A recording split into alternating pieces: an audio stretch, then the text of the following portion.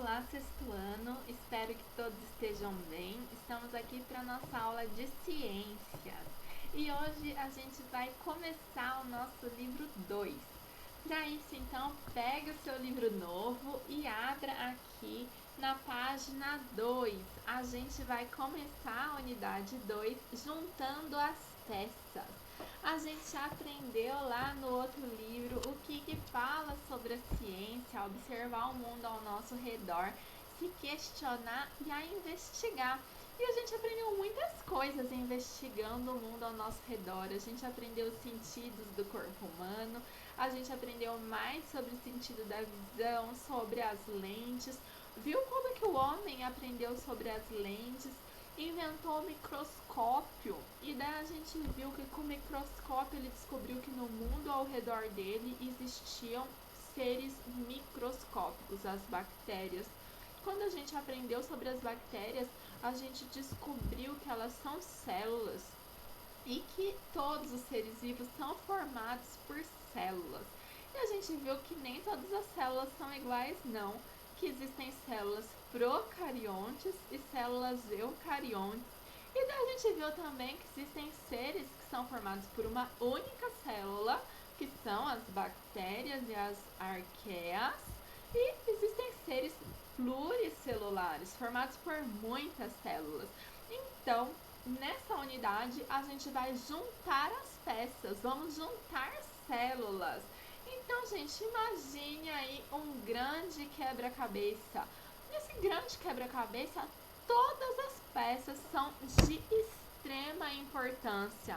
Não tem nenhuma peça que é mais importante do que a outra e todas elas precisam se encaixar e cada uma tem uma função bem importante, muito específica para formar a imagem no final. Cada peça tem o seu detalhe, cada peça tem a sua característica, cada peça tem o seu formato. E assim são os seres pluricelulares, formados por as suas milhares de células. Cada célula vai ter a sua característica, seu formato e a sua função. E esses encaixes não ocorrem apenas no nosso corpo, ocorrem também nas coisas ao nosso redor. Então imagine os materiais que temos aí ao nosso redor. Então se eu pensar aqui essa caneta é formada por várias partes com vários encaixes. A gente tem a tampa, tem a parte de trás, tem a tinta lá dentro.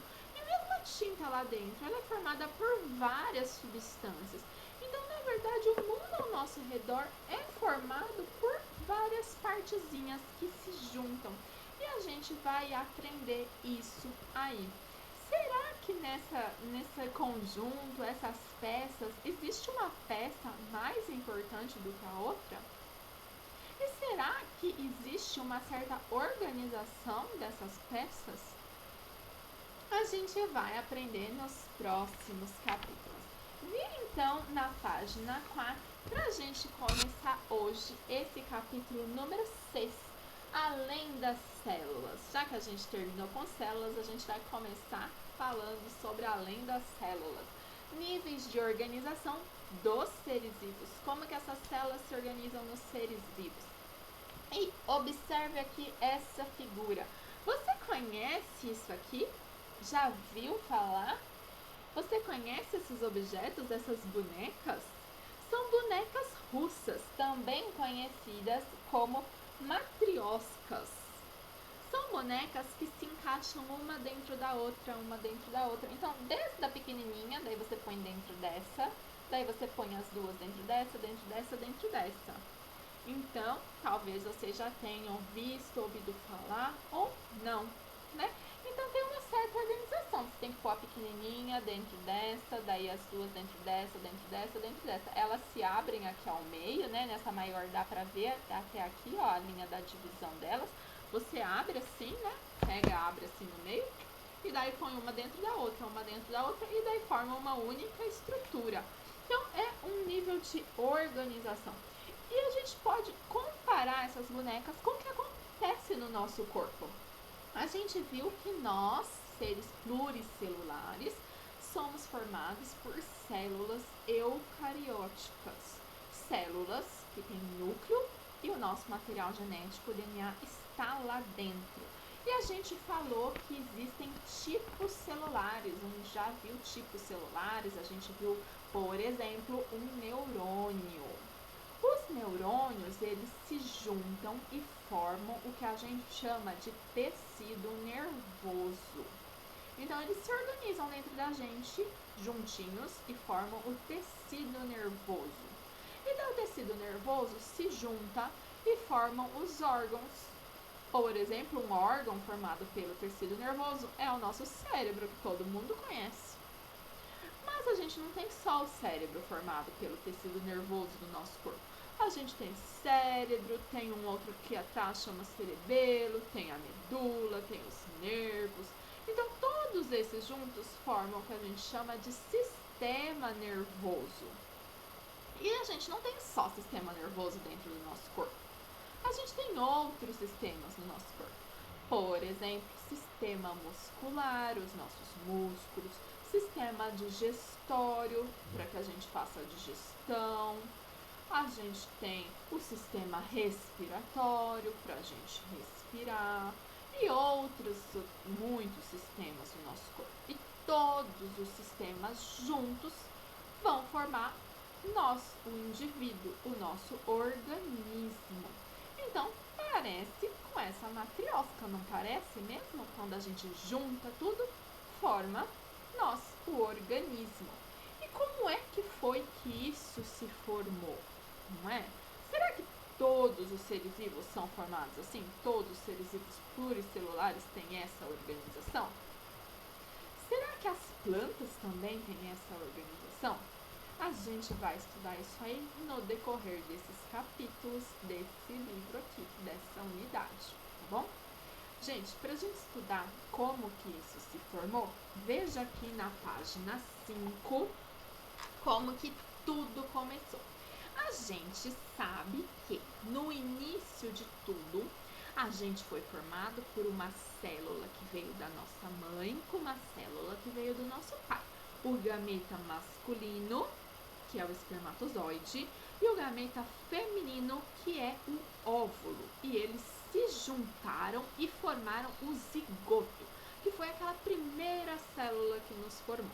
Então, aqui está o zigoto. Olha, a nossa primeira célula, olha lá o núcleo lá dentro, porque a gente é eucarioto. A gente já aprendeu isso aí, né? Eucarioto. E daí, sabe o que acontece com essa célula? Ela cresce e se divide em dois. Porque a gente precisa crescer, né, gente? Precisa formar várias células no nosso corpo. Então, ela cresce e se divide em dois. Olha lá. Então, daí agora a gente tem duas células já formando o nosso corpinho. Olha só que belezinha. E daí essa célula cresce e se divide. Cada uma se divide em dois. Então, daí, ó, se tem duas e cada uma se divide em dois, a gente tem 4 células agora formando o nosso corpinho. Olha só que belezinha. Um embrião com 4 células. E daí essas células vão crescer e cada uma se divide em 2. Então, se a gente tinha 4 e cada uma se dividiu em 2, a gente vai ter, então, 8. E dessas células crescem, copiam o seu material genético e se dividem em 2. Então, se a gente tinha 4, 8, 16... E assim vai, gente. Então, elas vão crescendo, copiam o material genético e dividem cada uma em 2. Cresce, copia o material genético e cada uma se divide em 2. E daí a gente vai virar, olha só, um embriãozinho com muitas células. A gente vira uma bolinha de células. Olha só como que a gente era. E sabe por que os cientistas sabem de tudo isso? Porque eles puderam observar o desenvolvimento no microscópio, por isso que a gente aprendeu o microscópio antes. E daí eles observaram que cerca do 5º dia depois da nossa fecundação, que o gameta masculino, que veio do nosso pai, que o gameta feminino, que veio da nossa mãe, se juntou, a gente vira assim, ó, uma bolinha cheia de células indiferenciadas lá dentro, indiferenciadas, sem diferença nenhuma. A gente era uma bolinha cheia de células iguaizinhas lá dentro. Não é? Mas se hoje eu tenho cerca de trilhões de células, e elas são diferentes uma da outra. Como que eu cheguei aqui se eu era uma bolinha de células todas iguais, indiferenciadas? Gente, essas células indiferenciadas, elas são chamadas de células tronco. Vocês já ouviram falar das células tronco? Eu acho que já.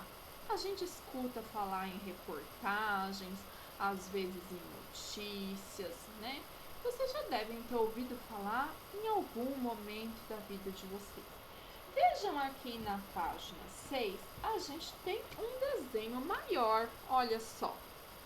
Aqui, a gente, como que a gente era quando a gente tinha mais ou menos 5 dias de vida.